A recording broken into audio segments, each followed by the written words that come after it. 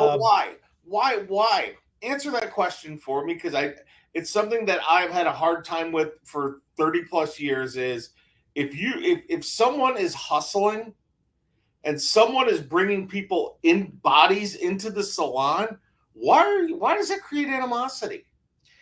It's all your habits. It's all your habits. You get, dude, you get into the flow. Like after, okay, at 5 years or less in the industry, right? For a hairstylist coming into the industry who's got less than 5 years experience, I still consider that a baby in our industry. I don't care about how old the actual age, physical age of the person is. If you've got 5 years or less experience in this industry, to me, you're still a baby. You're still learning how to walk. You're still learning the ropes. Everything is brand new. Everything is exciting. You don't have any bad habits formed yet. Everything you're seeing is the first time you're seeing something. When you start hitting 5 years of experience up to 10 years of experience, to me, that's your teenager years. That's when you're going through puberty. That's when things are starting to click. Things are starting to make sense. You're finally starting to grasp a handle on what's going on. And you're still nervous, but you're not as scared anymore, because everything old becomes new. And that's when the fashion cycle starts to come back around again. So you're like, oh, I just did that when I first started, or I just learned about that when I was in beauty school. Now it's starting to become a thing, So 5 to 10 years is kind of like your puberty. It's kind of like your teenager years. After 10 years of being in the industry, now you finally hit your groove. You kind of know who you are, what kind of stylist, what kind of specialty you have. You kind of have your comfort zone, and you've developed your habits at that point. After 20 years and longer, I'm going to make fun of myself. I'm going to make fun of you, because you and I have gotten each other out of that ruts at times. It's just you're on autopilot, man.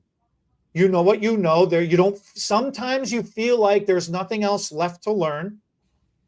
And then you start looking at other people coming in and their excitement. Like, you get beat up by the clients a little bit. The industry is a hard industry. Not anymore. Well, no, hold on. There is that time when you do feel like enough is enough, and you're just sick and tired of dealing with the grind. There are stylists that feel that, and this is why Bernard and I created, the Profitable Style. This is why the whole Two Guys Chat thing started, was in an effort to not get stuck in that rut and feel like you're just in the trench with nowhere to go, and there's only no man's land to run into. There was that light at the end of the tunnel, and we were going to become that beacon. Like, that was the whole thing, was to keep that motivation going. At that point, that's when everything changes. Unfortunately, though, when you see a younger stylist in the industry coming in with fresh ideas and fresh look, unfortunately, negativity rules. It's why people love these housewife shows and these dramas and all these other things. So as soon as somebody comes in and they start doing something fresh, a lot of, older guard will look at them and we'll go like, little punk, you think you did that? Yeah, I did that 25 years ago. You're calling it this thing, that's nothing new. We used to do that back then. And it's like, okay, but stop crapping on them. And as soon as somebody starts doing a little bit better than you are, you're like, instead of applauding that and getting inspired by that, we tend to put that down. That's my point. We do tend to put that down, and it's rough. It's really rough. I don't personally agree with that. When I see somebody coming in fresh and they're starting to kick some butt and they're starting to be profitable, I'm looking at them going, damn, good for you. How did you do that? Let me see if I can learn something from that. See that's you just hit my point exactly. My point is instead of being jealous and going, I always looked at the young up and comers to see what I could learn from them, and what are they doing that I'm not doing, so I could bring myself up and keep myself juiced.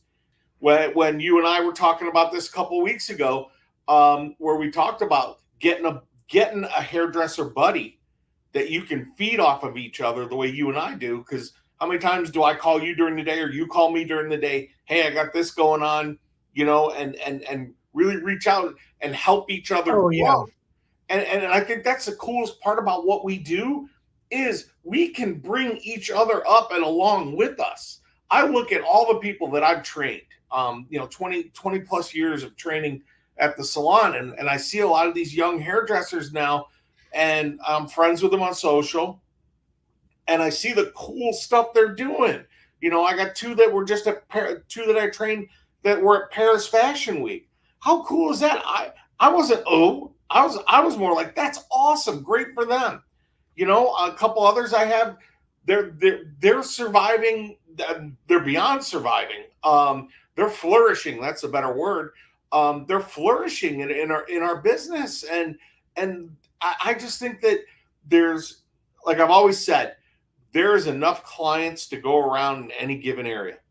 And I don't care whether you're an independent, you're in a booth situation, or a suite situation, you're in a mid-sized salon, you're in a giant salon.